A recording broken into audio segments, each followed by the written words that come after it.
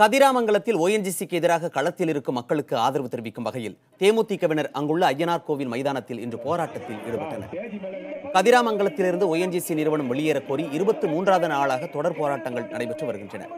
தேமுதிக தலைவர் விஜயகாந்த், அவரது மனைவி பிரேமலதா மற்றும் கட்சி நிர்வாகிகள் கதிராமங்கலம் வந்து மக்களுடன் இணைந்து போராட்டத்தில் பங்கேற்றனர். இதில் பேசிய விஜயகாந்த், கதிராமங்கலம் மக்களுக்கு ஆதரவு தெரிவிக்கவே வந்ததாக குறிப்பிட்டார். தூண்டி விட்டு வேடிக்கை பார்க்கக்கூடாது. நான் தூண்டி விட்டு உங்களை வேடிக்கை பார்க்கறதுக்காக உண்மையான பிரச்சனை. ஆனா என்ன பிரச்சனை சங்கத்தை சொல்லலாம். கதிராமங்கலத்தால் நிச்சயமாக உங்களுக்கு துணை நிற்கும் என்று சொல்லிக்கொண்டு அதுக்கிட்ட ONGC போய் பார்க்க வரும்.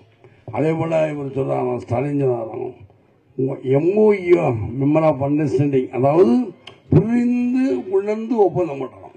புரிந்து உணர்ந்து ஒப்பந்தத்தில் கேட்டு அப்ப தெரியல. அவர் தான் துணை முதல் மந்திரி. அப்போ உங்க அப்பா புரிந்து உணர்ந்து ஒப்பந்தத்தில் கைது போட்டாரு, நீ கைது போட்டுருவியா?